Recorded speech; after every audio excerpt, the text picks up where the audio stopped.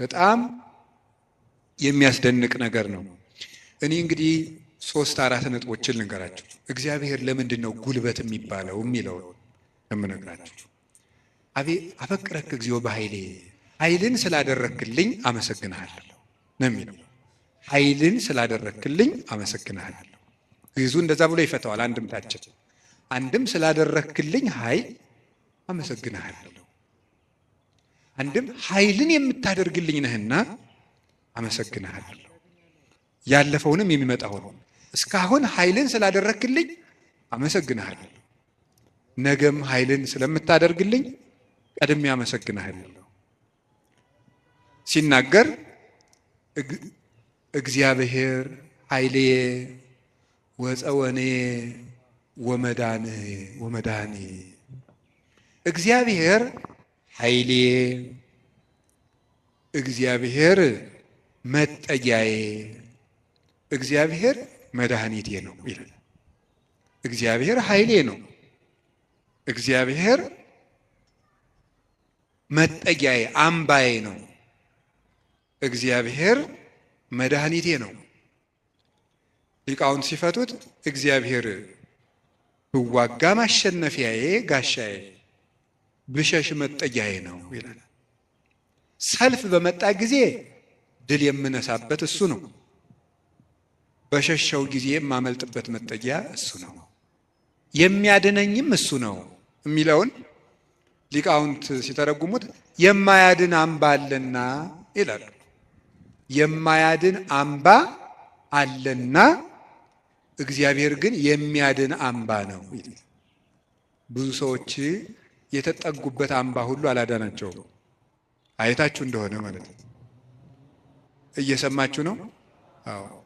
የተጠጉበት አምባ ሁሉ አላዳናቸውም። እንዲያው ብዙ ሰዎችን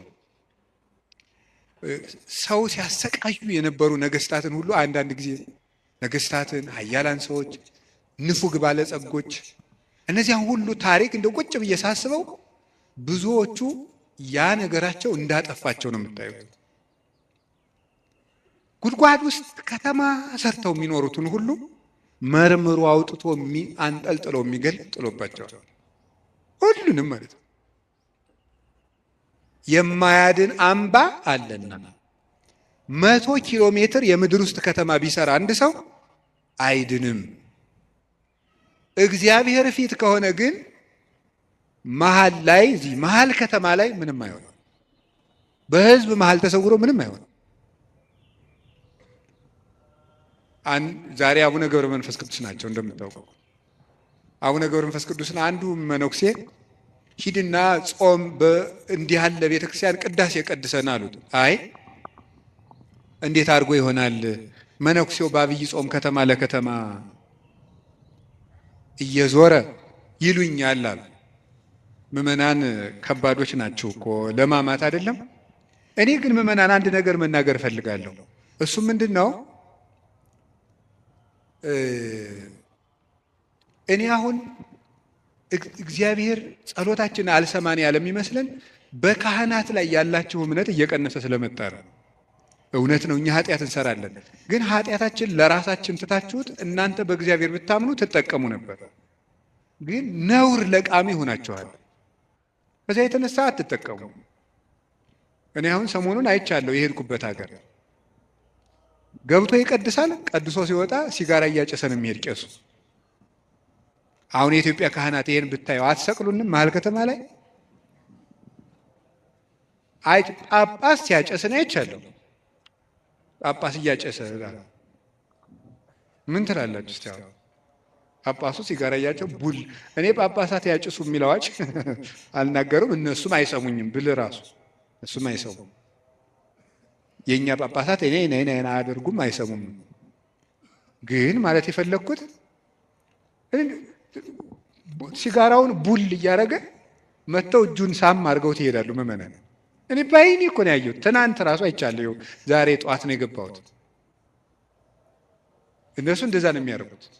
እግዚአብሔር ጋር እንጂ ሰው ነውር ላይ አይደለም የሚንጠለጠሉት። ጉልበታችን መምጣት ያለበት ወደ እግዚአብሔር እንድንጠቀም መጠጊያ ማድረግ ያለብን እግዚአብሔርን። የዘመን ጉዳይ እንጂ ማንም ሰው ከእግዚአብሔር ተለይቶ የተጠጋበት አምባ ሁሉ አይረባውም፣ አይጠቅመውም። ከእግዚአብሔር የተጠጋ ግን ይኸው ኤልዛቤልን ታውቋታላችሁ አይደለም? ናቡቴን እንደዚህ አድርጋ አስገድላ፣ እሷ ግን በግንብ የተሰራ ምርጥ ቤት በዘመኑ ድንጋይ ተወርሮ የማይፈነቅለው ቤት በሙሉ ሰርታ፣ ሰረገላ የማይገባበት ቤት ፈርሳ፣ ቤት ሰርታ፣ በጦር የማይወጋ ቤት ሰርታ፣ ይገርማችኋል፣ ገለው አውጥተው በመስኮት ነው እንደውም ጎትተው የጣሏል። ደሟንም ውሻ ነው የላሰው። መጽሐፍ ቅዱስ ይናገራል። የሚያድን አምባ እግዚአብሔር። የሀብት አምባም አያድንም፣ የዘመድ አምባም አያድንም፣ የጦር የሰረገላ አምባም አያድንም። አንድ ሰው ብዙ ቀን ክፉ ነገር አልደረሰበትም ማለት መጨረሻው ያምራል ማለት አይደለም። ጽዋው ሞልቶ እስኪፈስ እግዚአብሔር ሊታገስ ይችላል። ትዕግስቱን የፈጸመለትና ሰው በቸርነቱ መጠቅመጥ ያቃተውለት ግን የፍርዱን ጽዋ ይቀዳዋል። የሚያድን አምባ እግዚአብሔር። እግዚአብሔር አምባዬ ነው፣ ተጠግቼ ማልፍበት የሚያድን አምባዬ እግዚአብሔር። ዘመድም ስልጣንም ወገንም የጓደኛ ብዛትም መሳሪያም አያድንም፣ የሚያድነው እግዚአብሔር። ለዚህ ነው ኃይሌ ወፀወኔ ብሎ ወመድኃኔ የጨመረበት። የሚያድን አምባዬ አምላኬ ረዳኤ ወቱ የከልቦቱ፣ ፈጣሪዬ እውነተኛ ረዳቴ ነውና እታመንበታለሁ። እውነተኛ ረዳቴ ነው ብሏል። እውነተኛ ረዳቴ ነው ሲል እውነተኛ ረዳት ማለት ምን ማለት ነው? እውነተኛ ረዳት ለምሳሌ አሁን ሰው እንጀራ አብልቶ እያበላ ብር ሰጥቶ ብር የሰጠውን ሰውዬ ቪዲዮ ይቀርጻል። ልብስ አልብሶ ቪዲዮ ይቀርጻል። አሁን ደግሞ በእነዚያ ሰዎች ላይም አትፍረዱ። እንደዚህ ስላችሁ አንድ ሰውዬ ነበር፣ ቅዱስ ዮሐንስ አፈወርቅን ሂዶ እንዲህ ያለው፣ መምህር ሆይ ምጽዋት መመጽወት እወዳለሁ፣ ስመመጸውት ደግሞ ስመሰገን ደስ ይለኛል። ስለዚህ ውዳሴ ከንቱ ካለበት ጽድቁ አይጠቅመኝም ማለት ነው። ምጽዋቱን ልተወው ትላለህ ወይስ እንዴት ታላድርግ አለው። ተወው አለው። አይ ምጽዋቱን ተወው ካልከኝ ማነው ውዳሴ ከንቱን ተወው ካልከኝ ምጽዋቱን እተዋለሁ አለው። በል እንግዲህ ከነ ውዳሴ ከንቱ መጹት አለው። ምክንያቱም ሰው አዝመራ ዘርቶ ምንም ባይጠብቀው ለእሸት ያህል ጥቂት አያጣም። አንተም ከነ ውዳሴ ከንቱ ስጥ ዝም ብለህ፣ እግዚአብሔር በረዴቱ ዋጋ አይነሳህም ማለት። ስለዚህ እገሌ መመስገን ፈልጓል አትበሉ። ይፈልግ፣ እኛ ምን አገባን? ይፈልግ ማለት የፈለግኩት ግን እውነተኛ ረዳት የተባለው በመርዳቱ የማይመካ እግዚአብሔር ነው። በመርዳቱ አይመካም። ገብቷችኋል አይደል? አንዳንድ ሰው ሱሪ ገዝቶ አቀማመጣችሁን ሁሉ ኦዲት ማድረግ ይጀምራል። ሱሪ ከገዛላችሁ አንተ ጭቃ ላይ ለምን ትቀመጥ የሚል ሱሪቱን እያየ ነው እሱ ስለገዛ ሊል ይችላል ነው። እኔ ያላየው እንደዛ የሚያደርግ ሰው አይቻል አውቅም። እንደሱ ነው የምታደርገው የሚል ማለት ነው። በይፋ መከራ የሚያያለ እውነት የሚመጻደቅ ኧረ እንረጋጋ። በማን ላይ ነው ለዚህ የበቃል? አናውቅህም፣ ውሃ ቀቅለህ የምታድር አልነበርክም የሚል ሰዋል። እንደዚህ ጠቅ የሚያደርግ በነገር መልሽ። እግዚአብሔር እንደዚያ ባሽሙር አይወጋም ሰጠው ብሎ እውነተኛ ረዳቴ ነው ያለው እሱ ነው። እግዚአብሔር ሳይሰለች ይረዳል። ሁልጊዜ ነው የሚረዳው። እግዚአብሔር ምንድን ነው የምትሉት? አንኮንዲሽናል ላቭ ነው የምትሉት መሰለኝ አሉ። የእግዚአብሔር ፍቅር ሁኔታ የለውም ማለት ምን ማለት ነው? ጥሩ ሰው በሆንኩ ቀን የረዳኝ እግዚአብሔር በረከስኩ ቀን አይተወኝም። ስለዚህ እግዚአብሔር እውነተኛ ረዳት ነው። ሰው ግን ቀን የጣለለት ጥሎ ይሄዳል። እግዚአብሔር እውነተኛ ረዳት ነው። ሁሉ ነገር ሲያልቅ ብቻችን ስንቀር አብረውን የሚቆም እሱ ነው። የእግዚአብሔር ቤተሰቦች እግዚአብሔር እውነተኛ ረዳት ነው ማለት እሱ ነው። መርጦ አይረዳም። እግዚአብሔር አሽቃብጡልኝ አይልም። አሁን እኮ በጣም እኔ እንደው አንዳንድ ጊዜ ይገርማል። አሁን ለምሳሌ ለቤተ ክርስቲያን እንኳን ሰው ስራ ለመስራት ትሪትመንት ይፈልጋል። እንዲህ ይባላል እኒህ አቶ ገሌ በእውነቱ ለዚህ ቤተክርስቲያን ዋና ቀኝ እጅ ናቸው ካልተባለ ደስ አይለውም። ይሁን እንግዲህ እዚህ የዚህን ደብር አላልኩም፣ ኦል ኦቨር ዘ ወርልድ ነው። ገብታችኋል አይደለም? የዚህን ደብር ማለት ሳይሆን በቃ በአጠቃላይ ሰው ነው፣ ሰው እኔንም ጨምሮ ማለት ትሪትመንት በቃ ኮሚኒኬሽኗ ካላማረች ወይ አለቃው ወይ ሰባኪው ወይ መምህሩ ገብረ ስላሴ ወለተ ስላሴ መጣችሁልን አልተባለ አይሆንም። እግዚአብሔር እንደዚያ አይደለም። አሁን ዝም ብለህ መጥተህ እግዚአብሔር ሆይ ሳንል ዝም ብለን እንዲሁ ቆም ምብንል ይሰማል፣ ልብን ያዳምጣል እግዚአብሔር። እለትሰምዑ ለሆሳሰ ልብ። ቆይ በኋላ የኔታ ይሉላቸዋል መላከ ገነት። እኔ በዚህ በጩኸቱ ዓለም ስለሌለውበት እሳቸው ይሉልናል። ይሄ መልካ ሕማማትና በጣም ደስ ይለኝ ስለ ሥላሴ የሚናገር ነውና እለትሰምዑ ለሆሳሰ ልብ። ደስ ሲል ሥላሴ የልብን ሹክሹክታ የሚሰሙ የልብን አፍን አይተው ሳይሆን ነገር አሳምሮ ተናግሮ። እኛ እኮ ኮሚኒኬሽን ስኪል ተብሎ ኮርስ እየተሰጠን ነው። ሰው የሚወድልህ ወግ እንዴት አድርገህ ታዋጋለህ ነው ጨዋታው። መከራ አድርገህ ማዳመጥ አንዱ ስኪል ነው። ምናምን የሰዎችን ጥቅም አስቀድም፣ ምንትስ እንደዚህ በል፣ የቃላት ምርጫ ይኑርህ። እግዚአብሔር እንደዚያ ሳይል ጥሩ አድርገው ተናገሩ። ፍልስፍና ተምረዋል፣ ዲግሪ ያላቸው አነጋገር ይችላሉ። መግቢያው እንዴት ነው? ሀተታውሳ ኮንክሉዥኑ ጥሩ ነው አይልም። እግዚአብሔር ልብን ይሰማል። ልብን የሚሰማ እግዚአብሔር ነው። ሐና የሳሙኤል እናት ሐና ምንም እኮ ነገር አላለችም፣ በልቧ ነበር የምታተኮት። እግዚአብሔር የልቧን ይሰማል። እግዚአብሔር የልቧን ይሰማል። ሌሎችም እና እግዚአብሔር ልብን ያያል፣ ሰው ፊትን ያያል የተባለ ለዚህ። አንዳንድ ጊዜ እውነቴን ነው የምነግራችሁ፣ መታችሁ የምትሉት ከጠፋችሁ ብትችሉ ዝም ብላችሁ የአባታችሁ ቤት አላለ ቁሙ፣ ዝም ብላችሁ እዚህ ገብታችሁ ራሱ። አንዳንድ ጊዜ ጭንቀት ይበዛና ቃላት ያጥርና ኃጢአት ይደራረብና አፍን መክፈት ያቅታል። ገብቶ ዝም ብሎ ቢቻል ማልቀስ ጥሩ ነው። እግዚአብሔር ከሺህ ቃላት አንድ ዘላላ እንባን ይወዳል። እዚህ ገብቶ ማልቀስ እና እግዚአብሔር እውነተኛ ረዳቴ ነው። ወረት የሌለው ትናንት ረድቶ ዛሬ ችል የማይል አፍ ላይ የሌለው በሌላ ፍቅር የማይወሰድ ወዳጅ የማይለውጥ ስንለወጥ የማይለወጥ አባት እግዚአብሔር ነው። ደግሞ የማይደክመው የማይሰለች ለሁሉም የሚበቃ አባት እግዚአብሔር ነው። እኔ ለምሳሌ አሁን እንዳንድ የቤተ ክርስቲያን መነኩሴ አሁን ለምሳሌ 3 ሰዎች ሊያነጋግሩ ቢፈልጉ 3 ሰዎች እንዳነጋገርኩ መሽቷል ደህና ደሩ ቤት። እግዚአብሔር ይህን ሁሉ ሰው በአንድ ጊዜ ይሰማል። ታዲያ እውነተኛ ረዳት አይደለም ነው?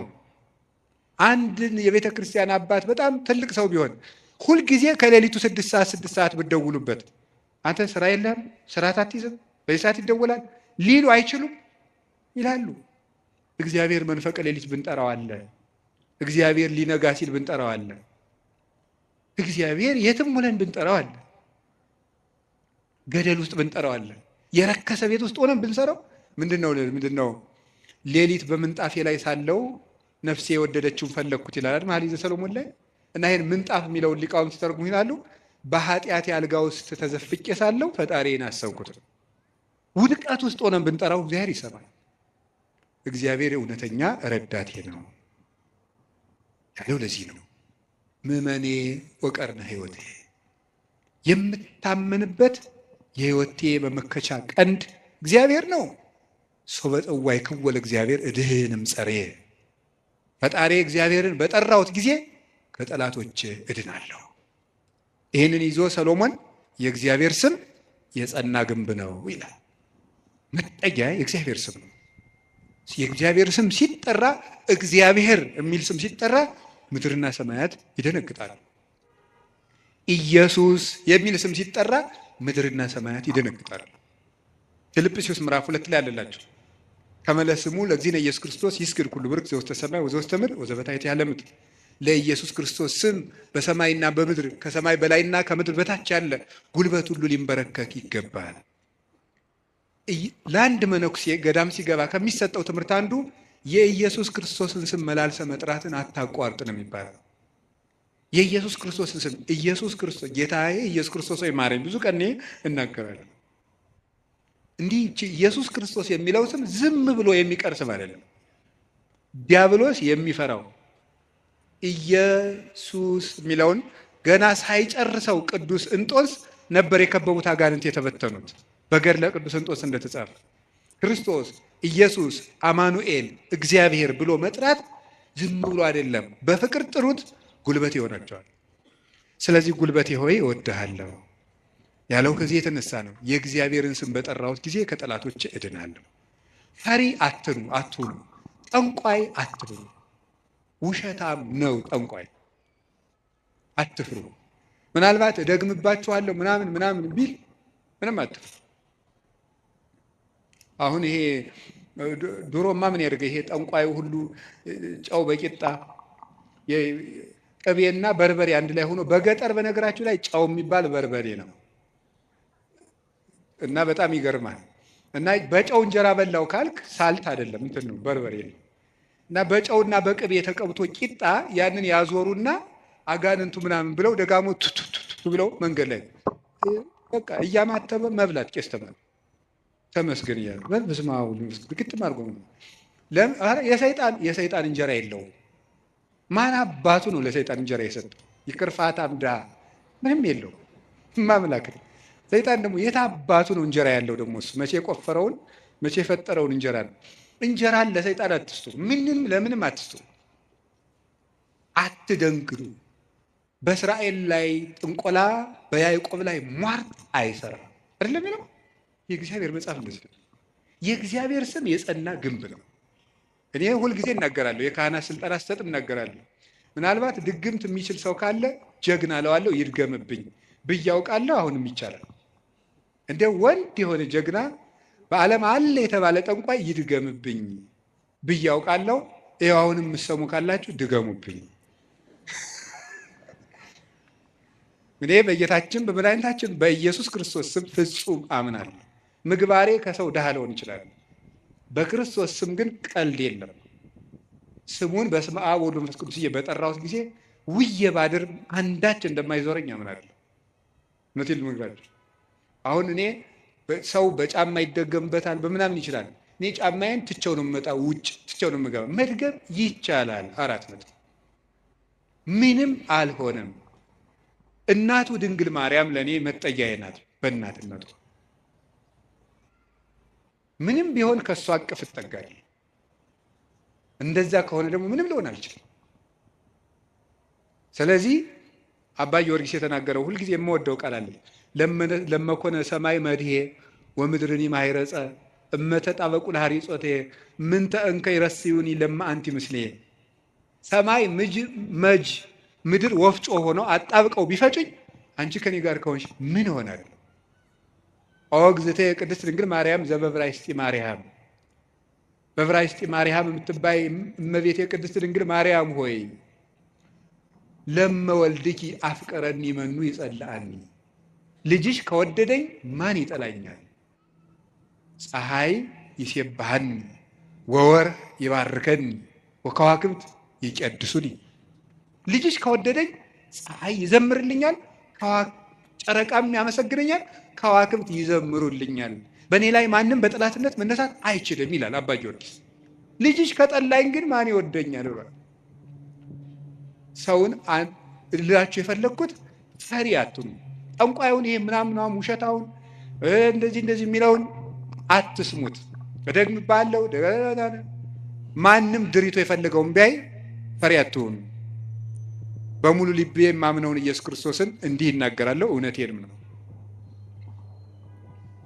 ስለዚህ እግዚአብሔር የምዋጋበት የደህንነት ቀንድ በሬ በቀንዱ እንደሚጠበቀው እኔ በእግዚአብሔር ተጠብቄ እኖራለሁ ይላል ቅዱስ ዳዊት። እግዚአብሔር ሁላችንንም ይጠብቀን። ከሌሊት ሌሊት ከሚሰብር በቀን ከሚወርጅ ያድነን መድኃኒዓለም። ሁላችን በሰላም ወጥተን እንድንገባ ይፍቀድልን። ስለዚህ ጉልበቴ ሆይ በሉ እስኪ ምን አላችሁኝ? በሉ እንጂ። ስለዚህ ጉልበቴ ማለት ኃይሌ ማለት ነው። አሁን ትንሽ ነገር ስለዚህ ተናግሬ ትምህርቴን ለመቋጨት ልሞክር። ኃይል፣ በዚህ ዓለም ላይ ኃይል የሚባሉ ብዙ ነገሮች አሉ። የኤሌክትሪክ ኃይል አለ፣ የፊዚክስ ኃይል አለ፣ ሌላም ብዙ ኃይል አለ። እነዚያን ኃይሎች እዛው ትቻቸው፣ ግን በዚህ ደግሞ በማህበራዊ ኃይል በሚባለው ደግሞ ጥሩ ኃይሎች አሉ። እነሱ ኃይሎች ሶሻል ፓወርስ የሚባሉት እዛ ውስጥ ምን አለ? ለምሳሌ የመጀመሪያው እና አንዱ ኃይል የሚባለው የሞራል ፓወር የሚባል አለ። ሞራል ፓወር ማለት የስነ ምግባር ኃይል ማለት ነው። የስነ ምግባር ኃይል የሚባለው ሁለት ይከፈላል። የመጀመሪያው አርአያነት ይባላል። አርአያነት ብዙ ከሚናገር አንድ ድርጊት ያለው ሰው ዓለምን ይመልሳል። እንግዲህ በዚህ በፔዳጎጂ ትምህርት አዲስ አበባ ዩኒቨርሲቲ ያሳተመው አንድ መጽሐፍ ላይ እኔም አንብቤያለሁ። ሰዎች በመማር ማስተማር ሂደት ውስጥ መጀመሪያ የሚያስታውሱት ያዩትን ነው። መጀመሪያ ያዩትን ነው። መስማት መጨረሻ ላይ ነው። ወይም በተግባር አራቱን ባስቀምጠላችሁ ሰው የሚያስታውሰው መጀመሪያ ያደረገውን ነው፣ ቀጥሎ የተናገረውን ነው፣ ሶስተኛ ያየውን ነው፣ አራተኛ የመጨረሻ ደረጃ የሚወጣው ሰው የሚያስታውሰው የሰማውን ነው። ከዝቅተኛ ወደ ከፍተኛ በወስዳችሁ ደግሞ ሰው የሚያስታውሰው የሰማው ነው። በዝቅተኛ ደረጃ የሚያስታውሰው የሰማውን ነው። ቀጥሎ ከሰማው ይልቅ ያየውን አይረሳም። ካየው ይልቅ የተናገረውን አይረሳም። ከተናገረው ይልቅ ያደረገውን አይረሳም የሰው ልጅ። ስለዚህ ሰውን ብዙ ከምትነግረው አሳየውን። አርአያነት ገዢ ነው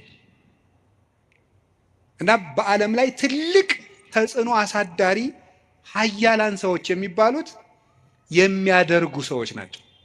በአርአያነት የሚያደርጉ የሚያስገድዱ ሰዎች ለጥቂት ቀን ሰው ፈርቶ ያገለግላቸዋል። አርአያ የሚሆኑ ሰዎች ግን የሰውን ልብ ሳይዋጉ ይገዛሉ ይባላል። አርአያ የሚሆኑ ሰዎች ዓለሙ ሁሉ ለምሳሌ አንድ ነገር እንገራችሁ። ቅዱስ እንጦንስን ታውቁታላችሁ አይደል? ቅዱስ እንጦንስ ግብጽ ሲገባ አንድ መነኩሴ ነው። አሁን በኢትዮጵያ ብቻ ስንት አንድ 2000 3000 ገዳማት አይኖር? ኢትዮጵያ ብቻ ለምሳሌ እኔ የምኖርበት ገዳም ብቻ 300 መነኩሴ አለ። ስለዚህ ምን ማለት ነው ተመልከታችሁ። አንድ እንጦንስ አልተዋጋም። የፈላስፎች የንግግር ጥበብ የለውም። ስብከት አልሰበከም። በኑሮው ግን የግሪክ ፈላስፎችን ሁሉ ወደ በረሃ እየጠራ መነኩሴ ያደረጋቸው። የአርአያነት ኃይል ከንግግር ኃይልም ከጦርነት ኃይልም ይበልጣል ይባላል። በዛውም እንግዲህ ቢሮ የምትሰሩ ሰዎች ካላችሁ ሰውን ከምትቀጡት ይልቅ አርአያ ብትሆኑት ሰው ሁሉ ይገዛላችኋል። ሰዓት የማታከብሪ ወዮልሽ፣ ሰዓት የማታከብር ወዮልህ ከማለት እርስዎ ሰዓት ቢያከብሩ ሰው ሁሉ ሰዓት ያከብራል እንደ ማለት ያለ ነው። አንድ ሁለተኛ ደግሞ ሪኒዋል ፓወር የሚባለው የመታደስ ኃይል ነው፣ ወይም የንስሐ ኃይል ነው። ኃይል የሚባለው ንስሐ ገብቶ የመለወጥ ኃይል። ከክፋት የተመለሱ ሰዎች በዓለም ላይ ተጽዕኖ የማሳደር ኃይል አላቸው። ለምሳሌ ቅዱስ ጳውሎስ ምንድን ነው የሚለው? ዘአነ ቀዳሚሆሙ ለኃጥአን አይደል የሚለው? እኔ መጀመሪያቸው የምሆን ኃጥአንን ከኔ ጀምሮ የእግዚአብሔር ፈቃድ ለሰዎች ሁሉ እንዲድኑ ነው ነበር ያለው። ስለዚህ ንስሐ የገቡ ሰዎች በዓለም ላይ ተጽዕኖ ይፈጥራሉ። ቅዱስ ጳውሎስ የመጀመሪያው፣ ቅዱስ ጴጥሮስ፣ ማርያም ግብፃዊት፣ ሙሴ ጸሊም የግብፅ ገዳማትን በሙሉ መዓዛው በሙሉ ያወዳል። ቅዱስ ዳዊት የንስሐ ሰው ነው። ሰሎሞን የንስሐ ሰው ነው። ንስሐ የገቡ ሰዎች ኃይል አላቸው። እግዚአብሔር እንዲያውም እንደተነሳያን የሚወደው የለም። በሉቃስ ወንጌል ምዕራፍ 15 እንደተጻፈ ካልበደሉ ጻድቃን ከ99 ነገደ መላእክት ይልቅ ንስሐ በሚገባ አንድ ኃጢአተኛ በሰማይ መላእክት ደስታ ይደረጋል ተብሎ እንደተጻፈ። ስለዚህ ንስሐ ኃይል አለው። አሁን ቅዱስ ዳዊት እግዚአብሔር ኃይሌ ነው ሲለው ስነ ምግባር ብሰራ ስነ ምግባር እንድትሰራ የረዳኸኝ አንተ ነህ ማለቱ ነው። ጥሩ ነገር ሰርቼ ከሆነ ያለ አንተ ጥሩ መሆን አልቻልኩም ማለቱ ነው። ጥሩ መሆንም የሚገኘው በእግዚአብሔር ነው። እግዚአብሔር ከተማን ካልጠበቀ ጠባቂዎች በከንቱ ይደክማሉ፣ እግዚአብሔር ቤትን ካልሰራ ሰራተኞች በከንቱ ይደክማሉ የሚለው ሲተረጎም አባቶቻችን ሲተረጉሙት ቤትን ካልሰራ ሰራተኞች በከንቱ ይደክማሉ የሚለው ሲተረጉሙት እግዚአብሔር ምግባረ ቤትን ካልሰራ፣ እግዚአብሔር ሀገረ ምግባርን ካልሰራ፣ እግዚአብሔር ሰውነትን ካልጠበቀ በንጽህናው ሰው መጠበቅ አይችልም። በገዛ ራሱ ሰው ራሱን መጠበቅ አይችልም እግዚአብሔር ካልጠበቀ። ስለዚህ መልካም ለመሆኔም አንተው ነህ ማለት ነው። ጥሩ ሰው መሆን የቻልኩት አንተ ረድተኸኝ ነው ማለት ነው። በንስሐ እንድነሳ ያበቃኸኝም አንተ ነህ። ከወደቅኩበት ጉድጓድ አውጥተህ ግን ሰው አድርገህ በሰው መሃል ያቆምከኝ አንተ ነህ ሲል የንስሐን ኃይል አንስቶ ተናገረ። ከቃሉ ጋር ናችሁ። እግዚአብሔር ከሁላችን ጋር ይሁን። ብዙ ንስሐ የገቡ አጣን እንግዲህ የዮሐንስ ወንጌል ምዕራፍ 12 ላይ ያቺ ሽቶ የቀባችው ሴት አለች አይደለም? የሽቶው መዓዛ ቤቱን ሞላው ይላል። በጣም ሁልጊዜ አይኔን የሚስበኝ ንባብ ነው። የሽቶው መዓዛ ቤቱን ሞላ አይደለም? ሊቃውንት ሲተረጉሙት ቤት የተባለች ቤተ ክርስቲያን ናት። ክርስቶስ ያለበት ቤት ቤተ ክርስቲያን ናት። ክርስቶስ ያለበትን ቤት ያቺ ሴት ያመጣችው ሽቱ ሞላው ማለት ምን ማለት ይመስላችኋል? የአንዲት ንስሐ የገባች ነፍስ ዝናዋ፣ ስነ ምግባሯ ቤተ ክርስቲያንን ሞላ። አሳዳጁን ጳውሎስ አይደለም እንዴ ተነስተን ቅዳሴ ላይ ቅዱስ ሐዋርያ ጳውሎስ ሰናየ መልእክት ፈዋሴ ዱያን ዘነሳይከ አክሊለ ሰአል ወጸሊ በእንቲአነ ያድኅን ነፍሳተነ በብዛ ሳህሉ ወምሕረቱ በእንተ ስሙ ቅዱስ የሚባለው እኮ አሳዳጁ ጳውሎስ ነው። የዚያች ሴት ሽቶ ቤቱን ሞላው ማለት ንስሐ የገባች ነፍስ መዓዛ ቤተ ክርስቲያንን ይሞላል። ተዘከረነ ሳይባል ቅዳሴ ተቀድሶ ያውቃል? ሰምታችኋል? ይቀደሳል ነው አትሰሙ? ተዘከረነ ሳይባል ቅዳሴ ያልቃል? ስለዚህ የዚህ ወንበዴ መዓዛ ቤተ ክርስቲያንን አልሞላትም? ሞልቷታል። በቀኝ በከመ ተዘከርኮ ለፈያታዊ ዘየማን በቀኝ የተሰቀለውን ወንበዴ እንዳሰብከው እኔንም አስበኝ። ሁልጊዜ የዚህ ወንበዴ መዓዛ ቤተ ክርስቲያንን ሞላት ክርስቶስን ስለለበሰ። አዲያ ወንበዴን መልሶ በቤተ ክርስቲያን ዓመት ሙሉ ስሙ እንዲጠራ ላደረገ አምላክ አቤቱ ጉልበቴ ሆይ ንገሩኝ እወድሃለሁ መባል ይገባዋል። የኃጢአትን ሸክም ፈንቅዬ ወጥቼ በፊትህ እንድቆም ያደረከኝ አምላኬ ሆይ ጉልበቴ ሆይ እወድሃለሁ። የእግዚአብሔር ቤተሰቦች ያለ እግዚአብሔር ጉልበት ካለንበት ኃጢአትን መውጣት አንችልም። አንዳንድ ጊዜ ሰይጣን ምን ሊለን ይችላል? አይ እንዲሆኜ ረክሼ ቤተክርስቲያን አልሄድም፣ እንዲሆኜ ረክሼ የጸሎት መጽሐፌን አልነካውም፣ እንዲህ ባረኩበት እጄ እንዲህ በልኮ እንዲሁ ይገርማቸዋል እኮ ጸሎተኛ ለመሆን ምን ያስፈልጋል ቢሏቸው አንድ አባት መጸለይ ያሏቸዋል። ጸሎተኛ ለመሆን መፍትሄው ምንድን ነው? ንገሩኝ እንጂ መጸለይ ነው። ወደ እግዚአብሔር ቤት ለመምጣት መፍትሄው ምንድን ነው? ወደ እግዚአብሔር ቤት መምጣት በሉ እንጂ ንገሩኝ እንጂ ወደ እግዚአብሔር ቤት ለመምጣት መፍትሄው ምንድን ነው? ጥሩ ሰው ለመሆን መፍትሄው ምንድን ነው? ከነ ክፋታችን መምጣት።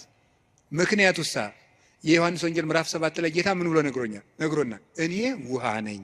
እስኪ ውሃ በሉ። የተጠማ ቢኖር ወደ እኔ ይምጣ ሲል እኔ ምንድን ነኝ ማለቱ ነው። ስለዚህ ወደ ወንዝ የሚሄድ ንጹህ ሰው ነው ያደፈ ሰው ነው? ንገሩኝ። ያደፈ ሰው ነው። እንዲያውም ካደፍን ነው ቤተክርስቲያን መምጣት ያለብን። ልንነጻ ነው የምንመጣው። ውሃ የሚቀዳ የተጠማ ሰው ነው? የጠጥቶ የጨረሰ ሰው ነው? የተጠማ ሰው። እንግዲያውስ ክርስቶስ ለእኛ ለተጠማ ነው ያስፈልገናል። ለደረቀ ዛፍ ውሃ እንደምናጠጣው እንዳይደርቅ እንደምናጠጣው ደረቅ ለሆነችው በረሃ ለሆነችው ነፍሳችን የሕይወት ውሃ ክርስቶስ ያስፈልገናል።